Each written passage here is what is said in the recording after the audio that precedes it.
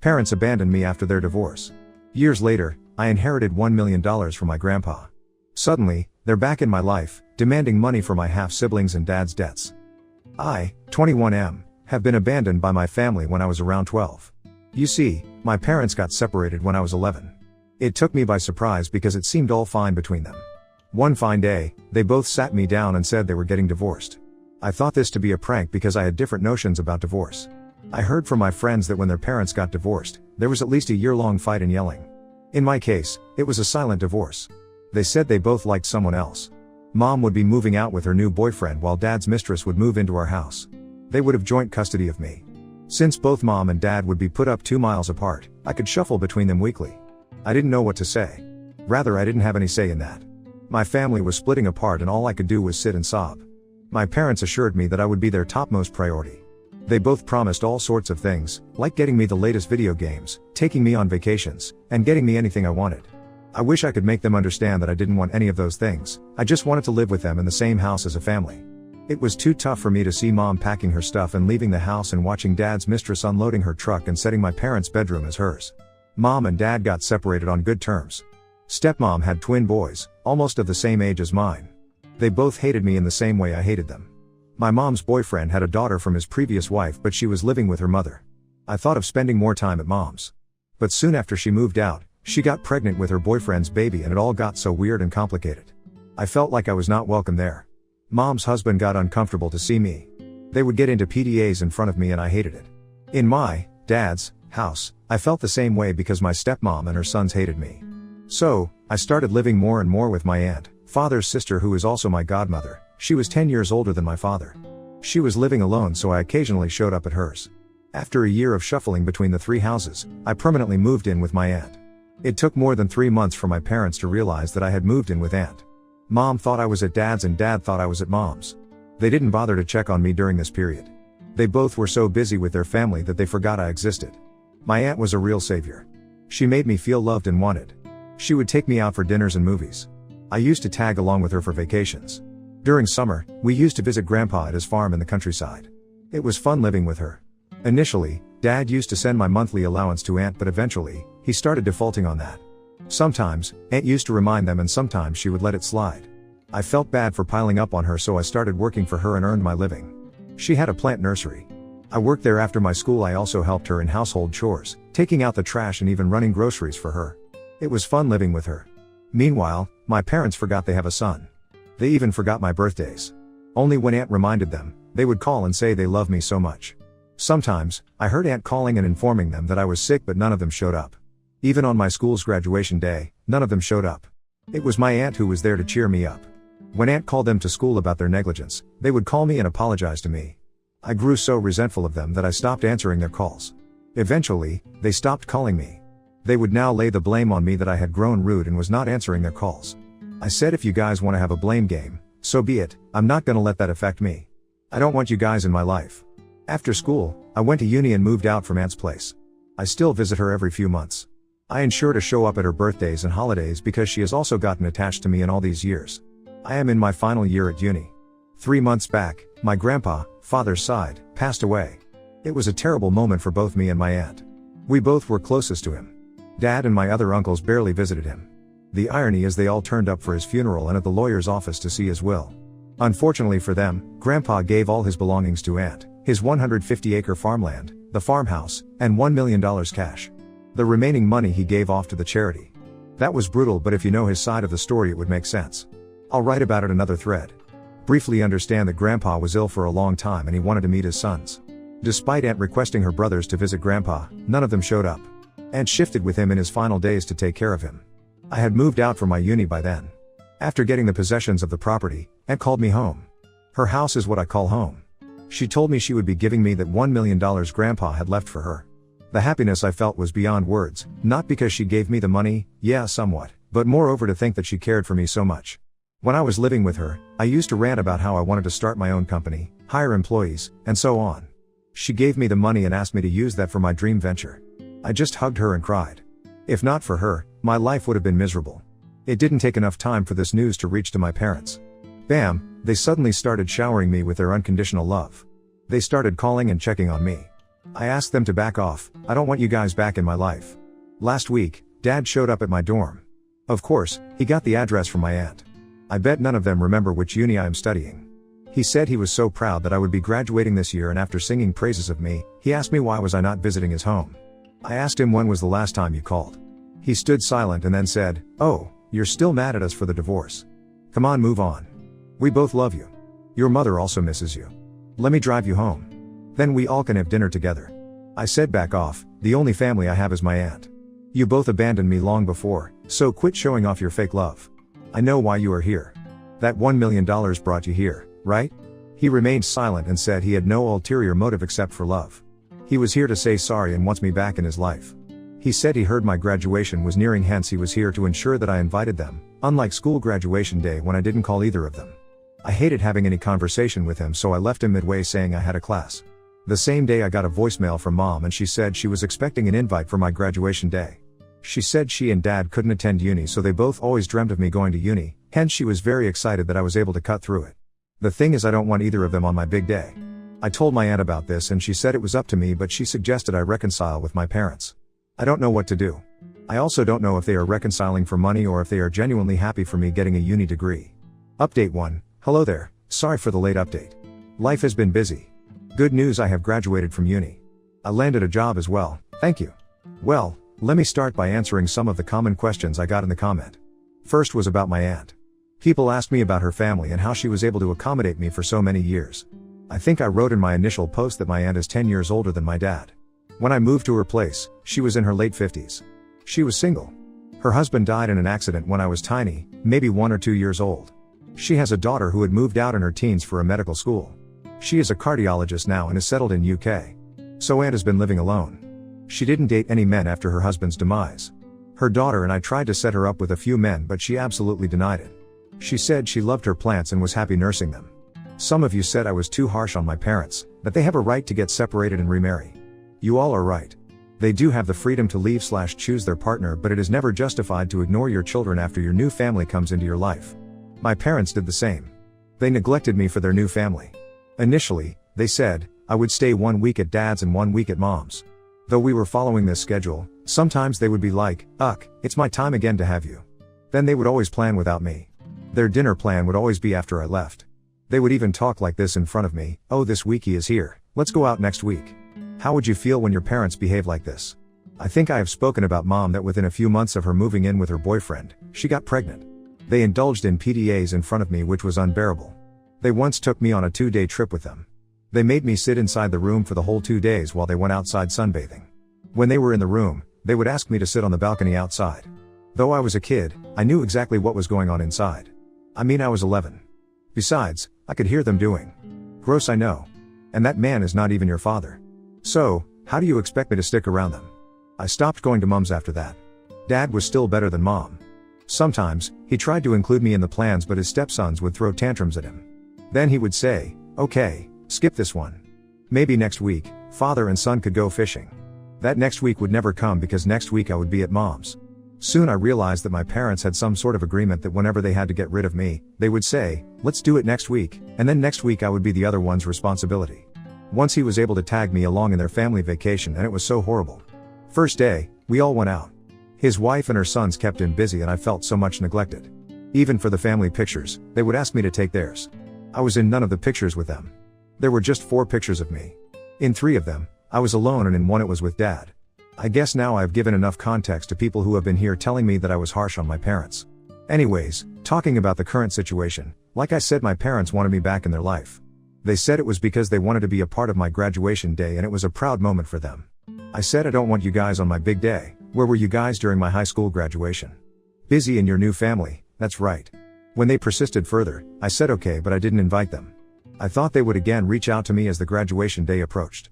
I even got extra hall tickets for them in case they show up uninvited, but they didn't. They forgot about it. And attended the convocation. I strictly asked her not to reveal the dates to my parents. It is almost a month now since my graduation day, but none of them called me to check for the dates. So my graduation was just an excuse for them to have me back in their life. Update 2, here's a new update. Almost 2.5 months after my graduation day, Mom called me and said my half-sister had graduated from primary school and now they have put her in a private elementary school. However, they have a shortage of funds and they want me to pitch. I was flabbergasted at her demand. When I asked why, she said she was my sister so I should fund her education. She didn't waste any time in coming to the point. She said, "We know that your aunt has given away her $1 million inheritance money to you." I sighed, "Of course you do." She continued, "Your sister needs you. This is your time to step up as a big brother." I stopped her right there. "Hello, delusional you. I have never seen that sister you are talking about. Where were you when I needed my mom, when I was sick and cold? You were nowhere." She started sobbing and said, "What can I say if you are still stuck to the past? I thought you have a huge sum of money, what are you gonna do with it? So what's better than your sister getting educated in a private school?" I wanted to say a lot but I didn't. I said I have plans for that money and I cannot spare a penny to anyone else. She hung up the phone after that. She didn't even ask me about the graduation day. I was right. Their rekindled love was only for money. I was still processing it when one day I got a call from a bank. They wanted me to pay for my dad's defaulted mortgage. I asked from where did they get my number. They said Dad gave it to them. Dad had taken a personal loan and he didn't pay the mortgage for a few months. When they came hunting for him, he requested them to contact me because he had run out of money. To be honest, I panicked initially because I had no idea of how this process works. I got shit scared thinking maybe I was legally obligated to pay his debt since I was his son. Thankfully I didn't succumb to the pressure and told them I needed to check with my dad first. Instead of talking to him first, I called up my lawyer friend. He wasn't a lawyer though, he was still in his final year of law school but he knew the felonies quite well. He said no, I was not legally bound. I asked him then how come the bank called me for the money. He said the recovery agent has the leverage to recover the amount from anyone who wants to pay on the loaner's behalf but I can refuse at any time. I didn't call Dad after that. I knew he would plead with me to pay for his mortgage. Knowing it was not on me, I waited for the bank to call me again. They called after a week and asked when I would be giving them the money. Recovery agent has certain assertive tones to scare off people. I was intimidated by it the first time but this time I charged at them. I said, "Who gave you the right to talk to me like this? Did I default on the mortgage? No, right? Then you better watch your tone. And I am not gonna pay a penny. You can contact the person who defaulted and not me." They said sorry and hung up. I didn't need to school them, yet I deliberately did so that they could unleash their anger on the original defaulter, my dad. Couple of hours later, I got a call from Dad's wife. "Sorry I can't call her mom or even stepmom. She was yelling at me. She was asking what did I tell the recovery officers that they got so pissed off. They took Dad by his collar and asked him to pay the mortgage, or else they would break his bones." I remained quiet and said, "I just told them to chase the original loaner and not me." She screamed at me, "Don't you have any heart for your dad? He is struggling to pay the mortgage and you are looking other way despite having so much money with you." I said, "Yeah, I don't have any heart for him because he didn't have his for me. He has his heart for you and your boys. So why don't you guys chip in? I'm sure he would have taken that money for you people." She hung up after that. That same night Dad called me. He was drunk. Not angry. He was sobbing. He said he was sorry for his mistakes, that he didn't treat me right in front of his stepsons. He said several other things which basically implied how sorry he was and he has realized his mistakes and wants to make things right. I said I don't want to talk about my past and I definitely don't want to have them back in my life. He said he was remorseful and pleaded that I forgive him. I said sorry and remorse doesn't matter to me anymore. I have learned to live without them and I would like to have it that way. I don't know if I did the right thing by denying him the money. I do feel bad that he was chased by the bank officials. I even think if all this is staged just to emotionally blackmail me for money, because if he asked me directly, I would have refused it outrightly like I did to Mom. What do you guys think? Update 3, thanks for the valuable comment. Some of you were right in saying that it wouldn't have hurt me to cover for his couple of months of mortgage. Even I thought so, but you know what, they don't deserve it. Neither of them. After writing the last update, I felt so remorseful that I was about to call Dad and ask how much money he needed. But before that, I got a mail from Mom inviting me for dinner. It was written that sorry we couldn't make it to your graduation day, so want to do this for you. Just three of us, me, Dad and you, like old times. I was not so keen on reminiscing about the old family time. I accepted the invite though. I wanted to end this saga. I showed up. They were saying the same thing that Dad was saying the other day: sorry, apologies, remorse, forgiveness, and getting back together as a family. I just played along, nodded, and smiled. I wanted to see where it goes. Out of nowhere, Mom goes, "Baby, we were wondering what plans you have for the money?" I looked at her and she said, "No, I mean, Dad and I could suggest you some good investment advice. You are pretty young to take this decision of your own." I casually said, "Yeah. Anne is helping me with that, so I'm good, thanks." Silence prevailed for the next few minutes. She makes a comeback and says, "You know Dad has been in trouble because he defaulted on the mortgage." I said, "I know, but Dad, why did you take that personal loan? For business?" He lowered his head and said, "For his son's college." Before I could react to that, Mom said, "Doesn't matter.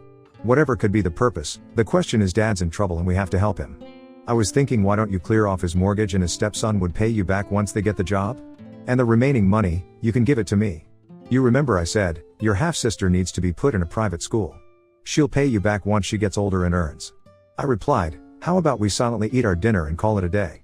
She lost her mind at my sarcastic reply and yelled that I was still that attention-seeking brat who only cared about himself. I said, yeah, that is what I am. I could have lectured them about their behavior, but who want to waste time on them?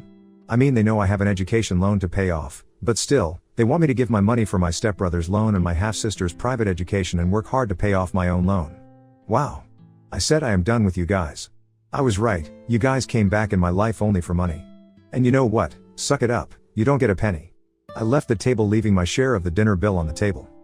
Now on to the next story. Story 2. Wife blindsided me with divorce after 10 years and multiple affairs. Now she wants me back, but I've already moved on with someone new. My wife, 35F, and I, 38M, were married for 10 years, with 2 elementary-aged kids. The first 7 years of the marriage were 10/10 incredible, at least from my point of view. I could not have asked for a better wife and mother. The last 3 years have been much tougher. We went to a bunch of counseling trying to get the marriage back on track but could never really get there. I planned countless dates, read and listened to everything on improving a marriage under the sun. It helped, but there was a gap between us I could never seem to close no matter how hard I tried. In the back half of last year she blindsided me with a divorce. I deeply loved her and was devastated. I tried my best to talk her out of it. She waffled a bit, but ultimately insisted on moving forward. I never got a great answer as to why she filed. I wasn't a perfect husband, to be clear.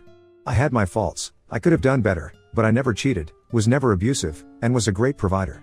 Certainly these last few years I was 100% in on trying to save the marriage. In any case, a little more than a month after she filed she was already seeing a guy. A month after that she had introduced our kids to him. Then later, during the discovery phase of the divorce process, she confessed to having multiple affairs starting at about the 7-year mark. One of them lasted at least a year, though she claimed it amounted to only a handful of actual encounters. I had no clue she was even capable of this. The amount of lying she did to keep all this hidden is truly incredible. The day I found out was the worst day of my life, but at least I finally understood why we had such difficulty connecting those last few years. It wasn't for lack of trying on my part. Fast forward 6 months and nearly $100,000 in lawyer bills later and she decides she wants to try and reconcile. Mind you, she's still dating the same guy, but she tells me she'll dump him to work on things with me. So what caused her change of heart? I think it might be because she found out I had started dating someone, who's awesome by the way, or possibly because she realized how much her financial life was going to change with my high income exiting the picture. For her part, she claims it was because she saw how great of a dad I was being when I had our kids.